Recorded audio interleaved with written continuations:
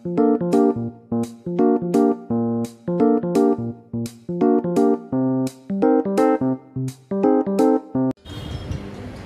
बालदोस्तांनो, कसे आहात सगळे? महिन्यानंतर भेटतोय ना आपण. मधुरा मावशीकडून किलबिल गोष्टीमध्ये तुम्हा सर्वांचं मनपूर्वक स्वागत आणि गणेशोत्सवाच्या हार्दिक शुभेच्छा.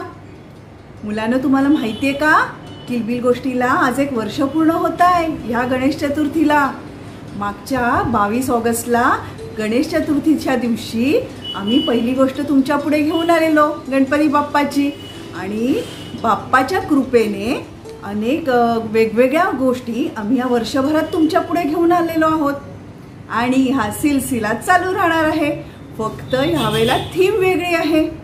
काय आहे ना, आपल्या भारत देशाला स्वातंत्र्य मिळून 74 वर्ष पूर्ण झालेत आणि आता आपण 75व्या वर्षात पदार्पण केलाय. तर अनेक अशी लोक आहेत ज्यांनी आपल्या देशासाठी आपले प्राण दिलेत, सगळं आपलं सर्वस्व दिलेलं आहे. काही लोक तुम्हाला माहिती आहेत, पण अनेक जण अशी आहेत, अनेक वीर आहेत, वीरांगना आहेत ज्यांच्याबद्दल तुम्हाला माहिती नाहीये. तर त्या संदर्भात त्या लोकांच्या गोष्टी आम्ही तुमच्या पुढे आणणार आहोत. शिवाय फक्त ब्रिटिश काळाच्या ह्याचं नाही. आपला देश अगदी खूप आधीपासून पारतंत्र्यात होता, अल्लाउद्दीन खिलजीच्या काळापासून. म्हणून त्या वेळेच्या काही गोष्टी असतील, काही शिवाजी महाराजांच्या वेळेच्या असतील, काही पेशवाईच्या काळातल्या, काही अलेक्झांडर आणि पुरुराजाच्या, किंवा आपलं 1857चं स्वातंत्र्य समर आणि शिवाय 1947 पर्यंतच्या.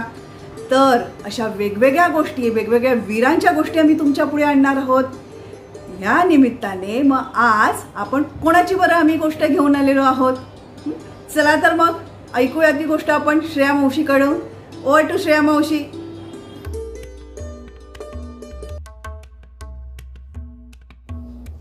नमस्कार बालदोस्तांनो, किलबिल गोष्टीमध्ये तुमचं खूप खूप स्वागत. गणेश चतुर्थीच्या तुम्हाला आणि तुमच्या कुटुंबियांना खूप खूप शुभेच्छा. हा गणराय आपल्या सर्वांवरची सगळी संकट दूर करो, हीच त्याच्याजवळ प्रार्थना.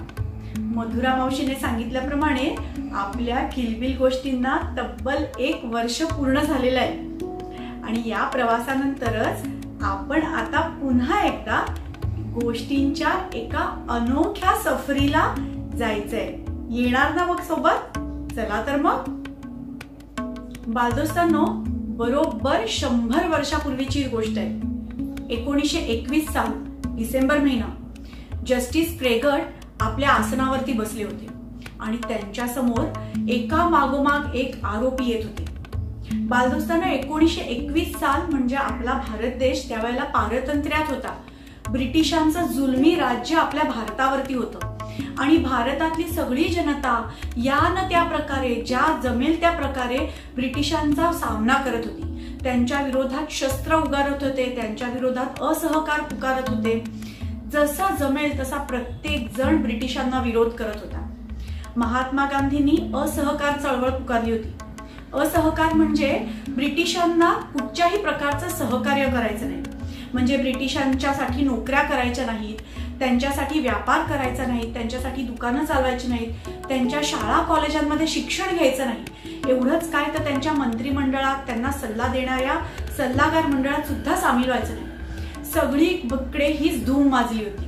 आणि याच दरम्यान असहकार चळवळीत सामील झालेल्या युवकांना, म्हाताऱ्यांना, कोताऱ्यांना, स्त्रियांना ब्रिटिश सैनिक पकडून पकडून तुरुंगात डांबत होते. अशाच पकडलेल्या असहकार चळवळीत सामील झालेल्या तरुणांना, म्हाताऱ्या माणसांना, स्त्रियांना मॅजिस्ट्रेट समोर आणलं गेलं. मॅजिस्ट्रेट क्रेगट यांनी समोर आलेल्या सगळ्या कैद्यांची नीट पाहणी केली आणि त्यांच्याकडे एक यादी सुद्धा होती. त्यांनी बघितलं की एक 15 वर्षाचा मुलगा सुद्धा या यादीमध्ये आहे. त्यांना आश्चर्य वाटलं, एवढी लहान मुलं सुद्धा या असहकार चळवळीत सामील झाली आहेत. त्यांनी त्या 15 वर्षाच्या मुलाला आपल्या समोर बोलवलं. त्यांना वाटलं असेल कोवळा लहानसा घाबरट मुलगा, पण त्यांच्या समोर उभा राहिला होता एक बलदंड तरुण, असा एक निर्भय, निडर असा एक कोवळा मुलगा. त्याच्या चेहऱ्यावरून त्याचं कोवळे पण लपत नव्हतं. फक्त 15 वर्षाचा मुलगा होता तो, पण चेहऱ्यावर मात्र दुर्दम्य आत्मविश्वास होता. आणि एक निर्भयतेचं तेज त्याच्या डोळ्यांमधून ओसंडून वाहत होतं. न्यायाधीश क्रेगट अस्वस्थ झाले. त्यांनी थोड्या गुरमीतच विचारलं, काय रे नाव आहे तुझं? त्या मुलाने ताठ मानेने उत्तर दिलं, मेरा नाम आझाद है. क्रेगट जरासे अस्वस्थ झाले. त्यांनी त्याला पुन्हा विचारलं, बाप का नाम क्या है? मेरे पिता का नाम स्वतंत्रता है. आता मात्र क्रेगटना त्या मुलाचा राग येऊ लागला. त्यांनी तरी सुद्धा त्याला विचारलं, कुठे राहतोस? हा मुलगा म्हणाला, जेल मेरा घर है. त्याबरोबर मात्र न्यायाधीश क्रेगट यांना संताप अनावर झाला. ब्रिटिश साम्राज्यासमोर, एवढ्या पराक्रमी, एवढ्या शक्तिशाली ब्रिटिश साम्राज्यासमोर एक 15 वर्षाचा कोवळा मुलगा मान वर करून उत्तर देतो, आणि ते सुद्धा त्यांनी विचारलेल्या प्रश्नांना माझं नाव आझाद आहे म्हणतो, माझ्या वडिलांचं नाव स्वतंत्रता आहे म्हणतो. म्हणजे मोठ्या अभिमानाने तो या ब्रिटिश सत्तेला डिवचतोय.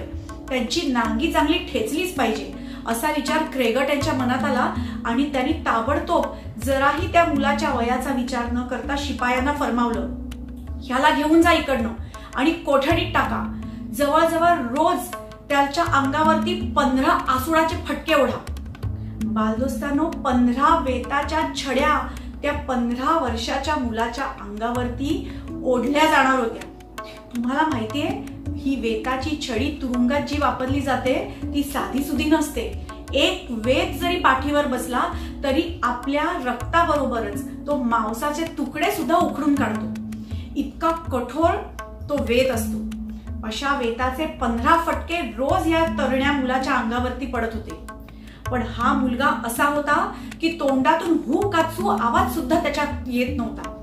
इतका आत्मविश्वास, इतका दुर्दम्य आत्मविश्वास, इतकी सहनशक्ती आली कुठून? ही सगळी सहनशक्ती त्याच्याकडे आली होती आपल्या भारत मातेच्या प्रेमातून.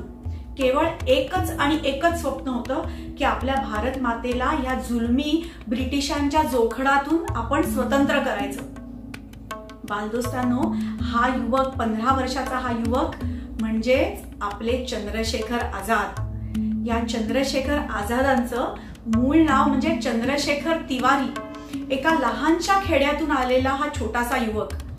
पण ह्या प्रकारानंतर, ह्या प्रसंगानंतर त्यांना सगळीकडे चंद्रशेखर आझाद ह्या नावानेच ओळखायला जायला लागलं. चंद्रशेखर आझाद खरं तर आले होते बनारस विद्यापीठामध्ये संस्कृतचे पंडित होण्यासाठी. पण मनात पूर्वीपासूनच भारताबद्दलचं, आपल्या मातृभूमीचं प्रेम इतकं जाज्वल्य होतं की त्यांनी महात्मा गांधींची त्यावेळेला जी असहकार चळवळ चालू होती त्याच्यामध्ये स्वतःला सामील करून घेतलं. तुम्ही विचार कराल की 15 वर्षाचा युवक काय करू शकतो? पण बालदोस्तांनो, त्या काळातलं सगळं वातावरणच भरलेलं होतं. त्या काळातला लहानातला लहान मुलगा, तरुण, वृद्ध, स्त्रिया सगळेजण देशप्रेमाने भारावलेले होते. या ना त्या प्रकाराने सर्वांना आपल्या भारत मातेला स्वतंत्र करायचं होतं. चंद्रशेखर आझाद सुद्धा याच मुशीतनं घडले होते. 15व्या वर्षी ते महात्मा गांधींच्या असहकार चळवळीत सामील झाले. पण त्यांना कालांतराने असं वाटायला लागलं की याहीपेक्षा अधिक काहीतरी केलं पाहिजे. याहीपेक्षा असं काहीतरी केलं पाहिजे की ब्रिटिश सरकारला हादरा बसेल, ब्रिटिश सरकारला भीती वाटेल भारतीयांच्या संतापाची, त्यांच्या संतापाच्या उद्रेकाची. आणि काय करावं अशा विचारात असतानाच त्यांना त्यांचे काही सहकारी भेटले. रामप्रसाद बिस्मिल आणि अशफाकुल्ला खान यांच्यासारखे क्रांतिकारक त्यांना भेटले, आणि त्यांनी सगळ्यांनी मिळून हिंदुस्तान रिपब्लिक असोसिएशन नावाची संघटना उभी केली. ही क्रांतिकारक संघटना या ना त्या कारणाने, या ना त्या प्रकाराने ब्रिटिश सरकारला सळो की पळो करून सोडत होती. त्यांच्या मनात सतत एकच विचार यायचा की आपला भारत देश सोने की चिडिया म्हटलं जायचं. संपूर्ण जगभरात असं मानलं जायचं की भारत देशातून सोन्याचा धूर निघतो. अशा अतिश्रीमंत देशाची आज काय दारिद्र्याची अवस्था या ब्रिटिशांनी आणून ठेवली आहे. आपल्या भारताचा, आपल्या हिंदुस्थानाचा सगळा पैसा हे ब्रिटिश सरकार लुटून नेत आहेत आणि त्यांच्या मातृभूमीची म्हणजे ब्रिटनची धन करतायत. ब्रिटिशांच्या खजिन्यावरती फक्त आणि फक्त भारतीयांचाच हक्क आहे असं चंद्रशेखर आझाद आणि त्यांच्या सगळ्या सहकाऱ्यांना वाटत होतं. त्यांना दिसत होतं की किती प्रकारे लुटून ब्रिटिश सरकार आपला खजिना भरते. आणि म्हणूनच त्यांनी ठरवलं की आपल्या ह्या क्रांतिकार्याला आपल्याला पैशांची जोड हवीच. शस्त्र गोळा करायची असतील, वेगवेगळ्या क्रांतिकार्याची मदत करायची असेल, वृत्तपत्र काढायचे असेल तर पैसा हवाच. हा पैसा कुठून आणणार? त्यांनी ठरवलं हा पैसा ब्रिटिशांच्या तिजोरीतूनच येईल, कारण तो आपल्या भारताचाच पैसा आहे. का नाही आपण तो पैसा घ्यायचा? आपल्या भारतीय जनतेचाच पैसा आहे. हा पैसा आपण आपल्या भारतीय जनतेच्या कल्याणासाठीच वापरला तर काय हरकत आहे? ह्याच विचारातून त्यांनी एक योजना आखली. शहाजहानपूर ते लखनौ अशी एक गाडी जाणार होती आणि या गाडीतून ब्रिटिशांचा खजिनाही जाणार होता. या खजिन्यावरती या सगळ्या क्रांतिकारकांचा डोळा होता आणि त्यांनी ठरवलं की ही ट्रेन आपण लुटायची. 9 ऑगस्ट 1925 चा दिवस, रात्रीची वेळ होती. शहाजहानपूरवरून लखनौच्या दिशेने गाडी यायला निघाली होती. सगळीकडे अंधार झाला होता. त्या गाडीत आधीच काही क्रांतिकारक सुद्धा येऊन बसले होते. या क्रांतिकारकांनी जसं काकोरी जवळ आलं तशी गाडीची चेन ओढली. त्याबरोबर गाडी थांबली. इमर्जन्सी ब्रेक लावतात तशी गाडी थांबली आणि त्याबरोबरच अंधारात लपलेल्या काकोरी स्थानकाजवळच्या सगळ्या क्रांतिकारकांनी एकच हल्लाबोल केला. गार्डच्या केबिन मध्ये हे सगळे घुसले आणि गार्डच्या केबिन मध्ये ठेवलेले ब्रिटिश सरकारचे खजिन्याच्या थैल्या त्यांनी लुटून घेतल्या आणि हीच धूम माजली. सगळीकडे आरडाओरडा झाला, गोळीबार सुरू झाला आणि ह्या आपले क्रांतिकारक हा सगळा खजिना घेऊन तिथून पसार झाले. ब्रिटिश सरकारच्या नाकाला खूप मोठ्या मिरच्या झोंबल्या. त्यांना अतिशय अपमान झाल्यासारखं वाटलं. त्यांना वाटलं आपल्या नाकावर टिचून या भारतीय क्रांतिकारकांनी आपला खजिना लुटला. बालदोस्तांनो, तो ब्रिटिशांचा खजिना नव्हता, ती आपल्या सगळी भारत मातेचीच संपत्ती होती. पण ब्रिटिश सरकारला मात्र हा अपमान सहन झाला नाही. खूप मोठं धरपकडीचं सत्र सुरू झालं. सगळीकडे धाडी पडल्या. बऱ्याच क्रांतिकारकांना अटक केली गेली. त्यात अशफाकुल्ला खान यांचाही समावेश होता. या क्रांतिकारकांपैकी बरेचसे जण या काकोरी खटल्यामध्ये अडकले गेले आणि त्यांना ब्रिटिश सरकारने मोठ्यात मोठी शिक्षा ठोठावली. अशा प्रकारे आपली हिंदुस्तान रिपब्लिक असोसिएशन ही संस्था आता मोडकळीला आली होती. पण चंद्रशेखर आझाद आता गप्प बसणार नव्हते. त्यांनी पुन्हा आपली जमवाजमव सुरू केली. आपले समविचारी क्रांतिकारक जमवले. याच दरम्यान त्यांची भेट भगतसिंगांची सुद्धा झाली आणि बालदोस्तांनो, पुन्हा एकदा चंद्रशेखर आझादांनी पुनरुज्जीवन केलं आपल्या संस्थेचं. पुन्हा एकदा मोठमोठ्या कारवाया सुरू झाल्या ब्रिटिश सरकारला छळण्यासाठी, त्यांना नामोहरम करण्यासाठी. झाशी जवळच्या गावामध्ये चंद्रशेखर आझाद काही दिवस गुप्त रूपाने राहत होते. अंडरग्राऊंड म्हणतो ना आपण, तशाच प्रकारे. ह्या काळामध्ये त्यांनी एका शिक्षकाचा वेश घेतला आणि आजूबाजूच्या गावातल्या मुलांना शिकवत होते, जेणेकरून गावातल्या लोकांशी त्यांचा संपर्क राहावा आणि त्यांना सुद्धा आपल्या क्रांतिकार्यात सामील करून घ्यावे, हीच त्यांची इच्छा होती. चंद्रशेखर आझादांचं हे कार्य सतत चालू होतं आणि ब्रिटिश सरकारना मात्र चंद्रशेखर आझाद अजून कसा आपल्याला सापडत नाही म्हणून अस्वस्थ व्हायला होतं. त्याच दरम्यान अलाहाबाद येथे एकदा चंद्रशेखर आझाद आपल्या सहकार्याला सुखदेव यांना भेटायला आले होते. या सुखदेवांना भेटायला ते अल्फ्रेड पार्क मध्ये गेले होते. बालदोस्तांनो, आपल्याला पूर्वीपासूनच फितुरीचा खूप मोठा शाप आहे, अगदी अनादी काळापासून, आणि ह्याच कारणामुळे बऱ्याचदा आपला पराभवही झालेला आहे. अशाच कोणीतरी फितुराने इंग्रज सरकारला टीप दिली की चंद्रशेखर आझाद आज अल्फ्रेड पार्क मध्ये काहीतरी संगनमत करण्यासाठी, काहीतरी चर्चा करण्यासाठी येणार आहे. झालं. ब्रिटिशांची फौज 100पेक्षा सुद्धा वर असे जास्त पोलीस दल घेऊन ब्रिटिश सरकार बंदुका, दारुगोळा असं सगळं घेऊन जय्यत तयारी करून आले होते चंद्रशेखर आझादांना पकडायला. तुम्हाला वाटत असेल चंद्रशेखर आझाद एकटेच होते, मग त्यांना पकडण्यासाठी एवढी मोठी फौज कशासाठी? बालदोस्तांनो, चंद्रशेखर आझाद एक वाघ होते, वाघ. आणि त्यांच्यासाठी 100 काय हजारो सैनिक सुद्धा कमीच पडले असते. ब्रिटिशांनी सगळ्या पार्कमध्ये आपला कब्जा केला. चंद्रशेखर आझादांना ही चुणूक लागली. त्यांनी सावधगिरी बाळगत सर्वप्रथम स्वतःच्या जीवावर बेतलेला असताना सुद्धा सुखदेव यांना तिथून बाहेर पडण्याचा मौका दिला. जेव्हा ज्यांना कळलं की सुखदेव तिथून बाहेर सुखरूप पडलेले, त्याबरोबर त्यांनी झाडाआड लपून फायरिंग चालू केलं. त्यांच्या बंदुकीच्या गोळीमुळे कितीतरी ब्रिटिश सैनिक ठार झाले. पण आता मात्र ब्रिटिशांनी त्यांना सगळ्या बाजूनी वेढलं होतं. चंद्रशेखर आझादांना कळून चुकलं होतं की आता आपली इथून सुटका नाही, कारण इतक्या ब्रिटिश सैनिकांसमोर इतक्या कमी शस्त्रास्त्रांबरोबर लढणं शक्य नाही. त्यांच्याकडच्या गोळ्या सुद्धा संपत आल्या होत्या. मनात चलबिचल व्हायला लागली. आपल्या मातृभूमीचं स्मरण सतत यायला लागलं. मनात वाईट वाटत होतं. आपल्या पराभवाचं नाही, तर आपण आपल्या हयातीत आपल्या मातृभूमीला स्वतंत्र करू शकलो नाही ह्याचं दुःख त्यांना होत होतं. मृत्यूला कोण घाबरलं होतं? ते तर मृत्युंजय होते. पण एकच खंत होती की माझ्या मातृभूमीला मी स्वतंत्र करू शकलो नाही. काय करावं काय नाही ह्याचा क्षणार्धात त्यांनी निर्णय घेतला आणि त्यांनी ठरवलं की आपलं नाव आझाद आहे या ब्रिटिशांच्या तावडीत सापडून हाल हाल होऊन मरण्यापेक्षा आणि अपमान सहन करण्यापेक्षा मी माझ्या मातृभूमीसाठी बलिदान करेन. मनाचा निश्चय करून त्यांनी बंदूक आपल्या कानशिलावरती ठेवली. शेवटची गोळी होती बंदुकीमध्ये. आजूबाजूला फैरींवर फैरी झाडल्या जात होत्या ब्रिटिश सरकारकडून. क्षणभर चंद्रशेखर आझादांनी देवाचं स्मरण केलं, आपल्या मातृभूमीचं स्मरण केलं. भारत माता की जय ही घोषणा देतच त्यांनी कानशिलावर ताणलेलं पिस्तूल रिकामं केलं. धाडकन आवाज झाला. चंद्रशेखर आझाद धारातीर्थी पडले आणि त्याचबरोबर त्यांचा प्राण गेला. ब्रिटिश सैनिक धावत तिकडे आले. अजूनही त्यांना भीती वाटत होती की हा वाघ पुन्हा उठून आपल्याबरोबर युद्ध करेल. बंदुकाच्या फैरी झाडल्या.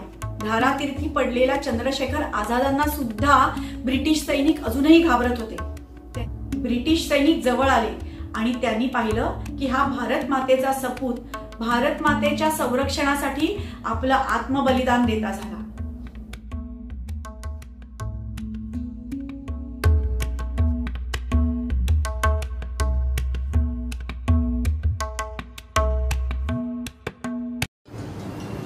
कशी वाटली गोष्ट मुलांनो? त्या चंद्रशेखर आझादाचा थोडक्यात परिचय देते. त्याचा जन्म 1906 साली भाबरा मध्य प्रदेश येथे झाला. वडिलांचं नाव सीताराम तिवारी आणि आईचं नाव जागरानी देवी. चंद्रशेखर आझाद हा जन्मताच खूप हुशार होता आणि मल्लखांबात देखील प्रवीण होता. शिवाय त्याच्यात निर्णय क्षमता वगैरे खूप सुंदर होती. त्या लहान वयात त्याला असं झालं की माझं काही या छोट्या गावात अस्तित्व नाहीये. बघा, म्हणजे 14व्या-15व्या वर्षात त्याला केवढं काय काय त्याची मॅच्युरिटी होती. आपलं अस्तित्व तो शोधण्यासाठी मुंबईला आला. मुंबईत जहाजावर काम केलं आणि मग आईची इच्छा होती त्यांनी संस्कृत शिकावं म्हणून तो संस्कृत शिकायला गेला. पण तरी त्याला त्याचा अजून मार्ग सापडत नव्हता. बनारस इथे संस्कृत शिकताना त्याला असं लक्षात आलं की बनारस सारखी शहरं जी आहेत ती स्वातंत्र्य चळवळीची मुख्य केंद्र आहेत. मग त्यांनी स्वतःला स्वातंत्र्य चळवळीत झोपून दिलं आणि पूर्ण आयुष्य वेचलं. अवघ्या 24 वर्षाचं आयुष्य, पण त्याच्यात त्यांनी भारतासाठी स्वतःचे प्राण दिले आणि अजरामर झाला.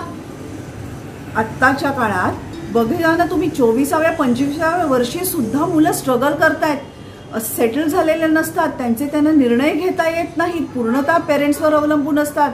तर त्या काळात, अशा कठीण काळात किती मॅच्युरिटी होती या स्वातंत्र्यवीरामध्ये. तर असा हा चंद्रशेखर आझाद. त्यांनी जिथे गोळी झाडली ना ते विल्फ्रेड पार्क मग चंद्रशेखर आझाद पार्क या नावाने ओळखलं जाऊ लागलं. तिथे त्याचा पुतळा उभा केलाय, त्याचं स्मारक उभं केलंय आणि एक माहिती फलकही दिलेला आहे. पार्क सुद्धा सुशोभित केलेला आहे. हे आहे प्रयागराज इथे, म्हणजे अलाहाबाद इथे. तर जेव्हा कधी तिकडे त्या बाजूला कोणी गेलं तर नक्की भेट द्या. आणि काकोरी कांड जे आहे ना गोष्टीत सांगितलेलं, तर त्याचं देखील शहीद स्मारक आहे, ते लखनौमध्ये आहे. तर बघितलं ना, असे अनेक स्वातंत्र्यवीर आणि वीरांगना आहेत आणि ह्यांच्या गोष्टी आता येतच राहतील.